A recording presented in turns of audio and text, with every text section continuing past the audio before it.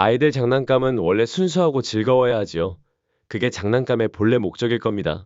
그런데 아시다시피 가끔은 상황이 심각하게 잘못 흘러가기도 합니다. 심지어는 웃어야 할지 울어야 할지 모를 만큼 황당한 경우도 있지요.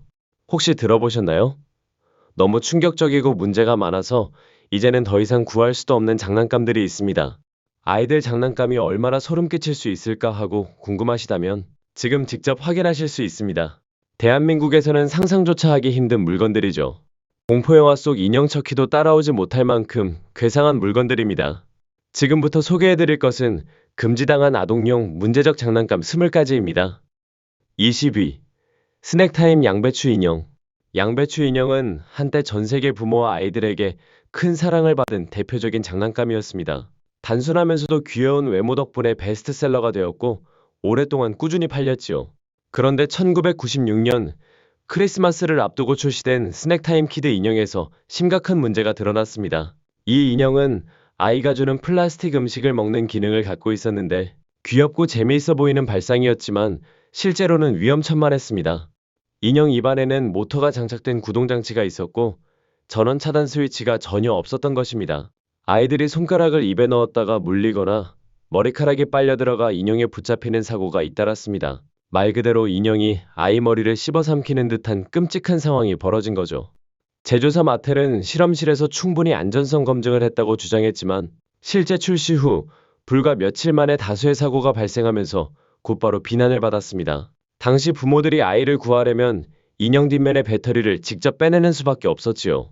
결국 이 인형은 아이들의 안전을 위협한 사례로 기록되며 판매 중단 및 전량 회수되었습니다. 19위. 기어가는 아기 인형. 이번에는 바비 인형보다 훨씬 이전에 만들어진 장난감 이야기입니다. 19세기에는 지금과는 전혀 다른 다소 기묘하고 비합리적인 믿음들이 많았는데요. 그중 하나가 아이의 기어가기는 부자연스럽고 정상적이지 않다는 생각이었습니다. 심지어 기어가는 행동을 정신 이상이나 동물적인 습성으로 보는 시선도 있었지요. 하지만 시간이 지나면서 기어가기는 아이 발달 과정에서 정상적인 단계로 받아들여졌고 그 즈음에 등장한 것이 바로 기어가는 아기 인형이었습니다. 1871년에 만들어진 이 인형은 아이가 기어가는 모습을 기계적으로 재현해 어린이들의 발달 과정을 흉내내며 배울 수 있도록 고안되었습니다. 머리, 손, 다리는 석고로 만들고 몸체는 기계 장치로 구성되어 실제 아기가 기어가는 것 같은 움직임을 구현했지요. 당시로서는 꽤 앞선 발상이었지만 문제는 외형이 너무나도 기괴했다는 점입니다. 얼굴은 딱딱한 석고, 몸은 금속 장치라 마치 괴기 영화 소품처럼 보여 아이들이 도리어 겁에 질려 가까이 하지 않았습니다. 결국 아이들이 거부 반응을 보이면서 시장에서 퇴출되고 말았지요. 아이러니하게도 이후에는 훨씬 귀엽고 보기 좋은 기어가는 인형들이 등장했고 아이들도 자연스럽게 받아들였습니다. 결국 이 인형은 좋은 아이디어였지만 비주얼과 완성도가 따라주지 못해 실패한 사례로 남게 되었습니다. 18위. 부바즈 인형. 아이들 프로그램이 때때로 독특하거나 기묘하게 보일 때가 있지요. 특히 아주 어린아이들을 대상으로 할수록 구체적인 스토리보다는 노래와 춤, 알록달록한 캐릭터를 내세워 흥미를 끄는 경우가 많습니다. 영국 BBC에서 방영된 부바즈도 그런 프로그램 가운데 하나였습니다. 텔레토비를 만든 제작진이 기획했는데 귀여움보다는 설명하기도 어려운 이상한 생김새의 캐릭터들이 나와서 노래하고 춤추는 방식이었지요. 문제는 이 캐릭터를 본 시청자와 부모들이 대부분 도대체 이게 뭐지? 하는 반응을 보였다는 겁니다. 인형 장난감으로도 출시되었지만 아이들이 좋아하기보다는 오히려 낯설고 정체불명의 느낌을 주어 외면당했습니다. 털이 복슬복슬하다는 점만 빼면 누구도 쉽게 정이 가지 않았던 것이지요. 일부에서는 특이하니까 차별화된다라거나 어린아이라면 모양보다 촉감 때문에 좋아할 수도 있다라는 의견도 있었지만 현실적으로는 많은 부모와 아이들이 그저 이상하다는 반응을 보였습니다. 결국 부바즈는 프로그램도 크게 성공하지 못했고 장난감 역시 금세 자취를 감추게 되었습니다. 지금 돌이켜보면 아이들을 즐겁게 하기보다는 혼란스럽게 만든 기획으로 기억됩니다. 17위. 마이클리닝 트롤리. 나쁜 장난감이 되는 이유는 다양합니다. 단순히 못생겨서 아이들이 관심을 안 가질 수도 있고 기능이 별로라 재미를 주지 못할 수도 있지요. 그런데 어떤 경우는 처음 기획 단계부터 잘못된 메시지를 담고 있어 문제를 일으키기도 합니다. 그 대표적인 사례가 바로 마이클리닝 트롤리라는 장난감입니다. 이 제품은 분홍색 청소용 수레와 도구 세트였는데 문제는 포장과 광고에서 소녀 전용 장난감으로 강조했다는 점입니다. 즉, 여자아이들이 장차 청소부 역할을 하도록 미리 준비시킨다는 뉘앙스를 담고 있었던 겁니다. 당시에도 청소는 여성의 일이라는 낡은 고정관념을 아이들에게 심어준다는 이유로 강한 반발을 샀습니다. 실제로 청소 관련 직업에는 남성도 많고 집안일 역시 성별 구분 없이 모두가 함께해야 하는 시대인데 이런 장난감은 시대착오적인 발상이었던 것이죠. 게다가 현실적으로 아이들이 청소도구 세트를 가지고 오래 즐겁게 놀 리도 없었습니다. 잠깐은 엄마 아빠 흉내를 내며 좋아할 수 있지만 금세 흥미를 잃을 수밖에 없는 장난감이었지요. 결국 이 제품은 많은 부모와 소비자들에게 비난을 받았고 지금은 거의 찾아보기 힘든 장난감이 되었습니다. 단순히 장난감 차원을 넘어서 성역할 고정관념을 강화한 사례로 기억됩니다. 16위. 우는 유미 인형. 아기 인형이 우는 건 사실 그리 특별한 기능은 아니죠. 실제로 많은 인형들이 울거나 칭얼거리는 소리를 내도록 만들어져 있고 아이들은 그 인형을 돌보며 엄마나 아빠 역할을 흉내내곤 합니다. 이런 방식은 교육적인 효과도 있다고 볼 수 있습니다. 그런데 일본에서 나온 유미 인형은 조금 다른 발상을 했습니다. 이 인형은 단순히 울지 않고 주사를 맞아야 울도록 설계된 겁니다. 아이가 인형에게 작은 주사기를 꽂으면 인형이 우는 방식이었지요. 문제는 바로 여기서 시작됩니다. 첫째, 어린아이에게 인형에게 주사를 놓는다는 행위를 학습시키는 것 자체가 이상하고 불필요하다는 점입니다. 아이들이 굳이 인형을 찌르며 놀 필요는 없지 않습니까? 둘째, 주사기라는 도구 자체가 아이들에게 위험할 수 있습니다. 장난삼아 스스로나 다른 아이에게 사용할 가능성도 있었기 때문에 안전성 면에서도 적절하지 않았습니다. 물론 현실감을 주고 싶었던 의도는 있었을 겁니다. 실제로 우리가 병원에서 주사를 맞으면 아프고 울게 되니까요. 하지만 그걸 굳이 아이들 장난감에까지 적용할 필요는 없었던 것이지요. 결국 유미 인형은 기획 의도와 달리 불필요하게 위험하고 아이들에게 혼란스러운 메시지를 주는 장난감으로 남게 되었습니다. 15위. 오레오 바비. 역사상 가장 유명한 장난감 중 하나인 바비 인형도 모든 아이디어가 성공적이었던 건 아니었습니다. 그중 대표적인 실패작이 바로 오레오 바비입니다. 이 인형은 1997년에 출시되었는데 당시 바비의 제조사인 마텔은 과자회사 나비스코와 협업을 했습니다. 바비가 오레오 쿠키를 좋아한다는 설정을 내세우며 바비를 오레오 색상 파란색과 흰색으로 꾸미고 오레오 모양 가방까지 들려 출시했지요. 처음에는 백인 바비 버전이 나왔는데 여기까지는 별 문제가 없었습니다. 그런데 곧이어 출시된 흑인 바비 버전이 큰 논란을 불러왔습니다. 미국 사회에서 오레오라는 말은 단순히 과자를 의미하는 게 아니라 흑인들에게 모욕적으로 쓰이는 표현이기도 했기 때문입니다. 겉은 검지만 속은 하얗다는 뜻으로 백인처럼 행동한다는 비하적 의미가 담겨 있었던 것이지요. 마치 한국에서 특정 집단을 향해 쓰이는 멸칭처럼 사회적 맥락을 무시한 위험한 네이밍이었습니다. 결국 마텔은 심각성을 인지하고 즉시 제품을 전량 회수했습니다. 현재는 극소수만 남아있어 오히려 희귀 컬렉터 아이템으로 거래되고 있지요. 이 사건은 장난감 업계에서 중요한 교훈을 남겼습니다. 제품을 기획할 때 단순히 협업 브랜드의 이름을 붙이는 것만으로 끝낼 게 아니라 문화적 사회적 의미까지 세심히 살펴야 한다는 점입니다. 14위. 슈퍼소커 우지네이터. 여름철에 물놀이 하면 떠오르는 장난감이 있지요. 바로 슈퍼소커입니다.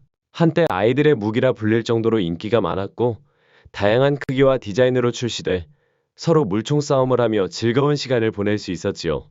그런데 슈퍼소커 라인업 중에서도 특히 논란을 부른 제품이 있었는데 바로 우지네이터라는 모델입니다.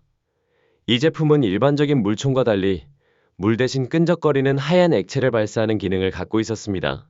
제조사 측은 이 액체를 외계인의 점에게 비유하며 마케팅을 했지만 실제로는 보는 사람마다 다르게 연상될 수밖에 없는 불편한 비주얼이 문제였습니다. 게다가 그 점액은 물처럼 쉽게 씻겨나가지 않아 옷이나 머리에 묻으면 상당히 곤란했지요. 결국 이 제품은 아이들 장난감치고는 지나치게 부적절하다는 평가를 받으며 시장에서 곧 사라졌습니다. 아이디어 자체는 독특했을지 몰라도 결과적으로는 A급 노력, D급 실행력이라는 비판만 남긴 채 실패작으로 기록된 셈입니다. 13위. 페이스뱅크. 아이들에게 저금 습관을 가르칠 때 가장 흔히 쓰는 게 바로 저금통이지요. 보통은 돼지 저금통처럼 귀엽고 친근한 모양으로 만들어져 아이들이 동전을 넣는 재미를 느끼도록 하는 경우가 많습니다. 그런데 일본에서 등장한 페이스뱅크는 전혀 다른 방식으로 아이들의 관심을 끌려고 했습니다. 이름 그대로 얼굴 모양의 저금통인데 단순히 얼굴만 있는 게 아니라 동전을 넣으면 그 얼굴이 입을 벌려 동전을 먹는 듯한 움직임을 보입니다. 겉보기엔 신기할 수도 있지만 실제로 보면 작은 눈으로 동전을 쳐다보며 꾸역꾸역 삼키는 모습이 상당히 기괴합니다. 아이들보다 어른들이 더 이건 좀 무섭다라는 반응을 보일 정도였지요. 심지어 버전이 두 가지나 출시됐는데 둘 다 마찬가지로 섬뜩하다는 평을 피하지 못했습니다. 결국 페이스뱅크는 아이들에게 저축의 즐거움을 알려주기보다는 오히려 돈 먹는 얼굴 괴물이라는 불편한 이미지로 남게 되었습니다. 저금통은 역시 단순하고 친근하게 만드는 게 가장 좋은 교훈을 보여준 사례라고 할 수 있지요. 12위. 임신한 바비. 바비 인형은 수십 년 동안 소녀들의 대표적인 장난감으로 자리 잡아왔습니다. 다양한 옷, 자동차, 집, 친구들, 심지어는 남자친구 캔까지 끝없이 확장할 수 있는 세계관 덕분에 지금까지도 꾸준히 사랑받고 있지요. 최근에는 실사 영화로도 만들어질 만큼 바비는 단순한 인형을 넘어 문화 아이콘이 되었습니다. 하지만 모든 바비 시리즈가 성공적이었던 건 아닙니다. 2018년에 등장한 임신한 바비는 오히려 큰 논란을 불러왔습니다.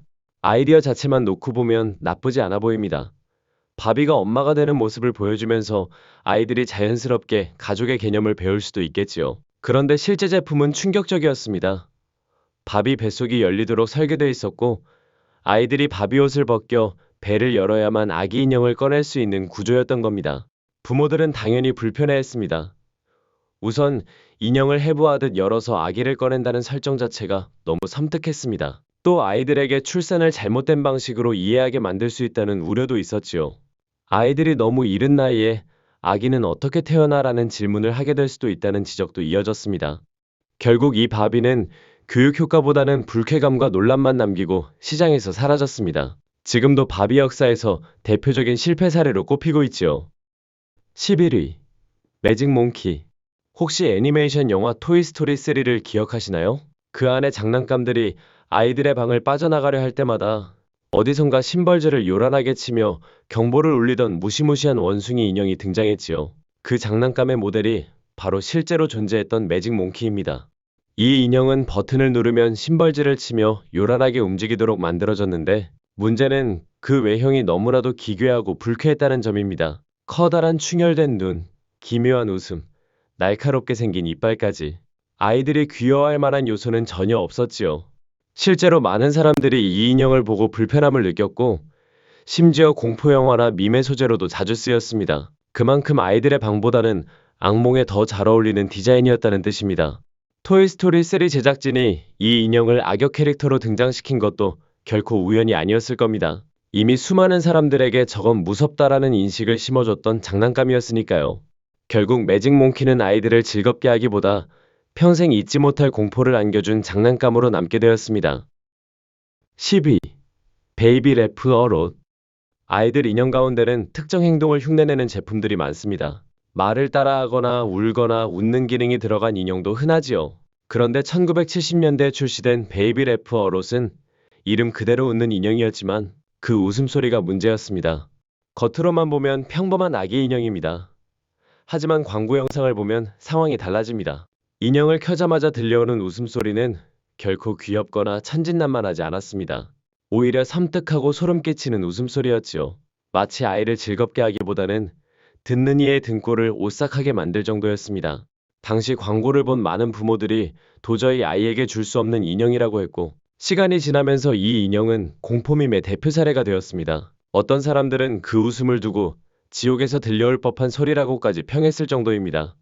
결국 베이비 래프 어롯은 아이들을 즐겁게 하기보다 공포심만 불러일으킨 장난감으로 기록되었습니다. 지금도 당시 광고 영상을 보면 왜 많은 사람들이 이 인형을 기피했는지 단번에 알 수 있습니다. 9위. 집어제버. 장난감 이름만 들으면 꽤 귀엽게 느껴질 수 있지만 집어제버는 실제로는 위험 때문에 금지된 사례였습니다.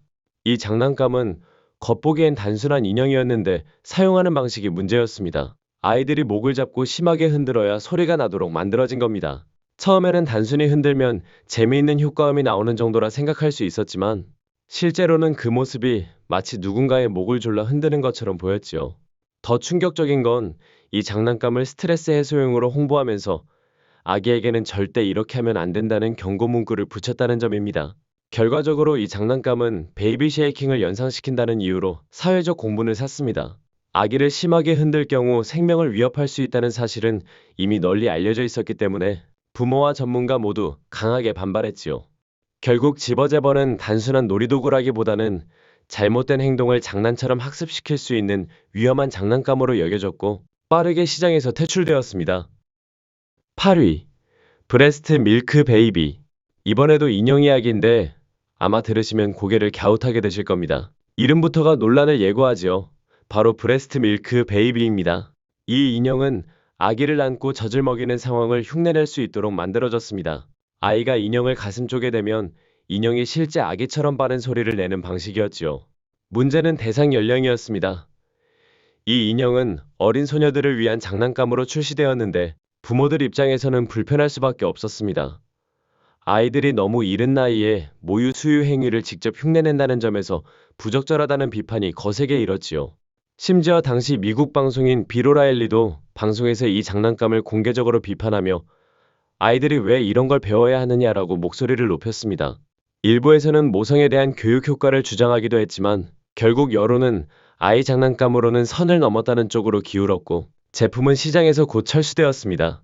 브레스트 밀크 베이비는 지금도 아이들이 굳이 알 필요 없는 것까지 장난감으로 재현한 사례로 남아 있습니다. 7위. 스키니본즈. 1970년대에 출시된 장난감 가운데 지금 보면 대체 무슨 생각으로 만들었을까 싶은 제품이 있습니다. 바로 스키니본즈라는 조립형 인형이지요. 이 장난감은 아이들이 직접 뼈대처럼 생긴 부품을 이어붙여서 마치 사람 형태를 만들도록 설계되어 있었습니다. 문제는 결과물이었습니다. 완성된 인형은 살점 하나 없는 뼈대 덩어리 같아서 귀여움은커녕 아이들에게 공포심을 불러일으켰습니다. 당시 광고는 아이들의 창의력을 키워준다는 점을 강조했지만 실제로는 아이들이 무섭다며 멀리하는 경우가 많았다고 합니다. 지금 시각에서 보면 그저 막대기 몇 개 이어붙인 듯한 단순하고 성의 없는 디자인이기도 하지요. 결국 스키니본즈는 교육적 효과도 놀이적 재미도 주지 못한 채 악몽 같은 장난감으로 기억에 남게 되었습니다. 지금까지도 70년대에 실패한 장난감 사례로 자주 언급되는 이유가 여기에 있습니다. 6위. 플레이도 압출기. 아이들 창의력 놀이의 대표주자는 단연 플레이도입니다. 반죽을 주무르고 모양을 만들고 색을 섞으며 상상력을 키울 수 있어서 전 세계적으로 사랑받아왔지요. 그런데 문제는 본체가 아니라 부속품에서 생겼습니다. 케이크 마운틴이라는 세트에 포함된 압출기가 있었는데 이건 케이크에 아이싱을 짜내는 도구처럼 디자인된 장난감이었습니다. 겉으로 보기엔 그럴듯했지만 많은 부모들이 그 모양을 보고 성인용 물건을 연상시킨다며 불쾌감을 드러낸 겁니다. 결국 온라인 커뮤니티와 SNS를 통해 항의가 이어졌고 제조사인 헤즈브로는 해당 압출기를 회수하고 디자인을 바꾸는 해프닝까지 겪었습니다. 플레이도 자체는 여전히 훌륭한 장난감이지만 이 사건은 아이들 장난감은 기능뿐 아니라 모양도 꼼꼼히 검토해야 한다는 교훈을 남겼습니다. 작은 디테일 하나가 제품 전체의 이미지를 바꿔버릴 수 있다는 걸 보여준 사례였죠. 5위. 폴댄서 인형. 이번 장난감은 이름만 들어도 이건 아니다 싶은 제품입니다. 바로 폴댄서 인형인데요. 실제로 광고될 당시부터 엄청난 논란을 불러왔습니다.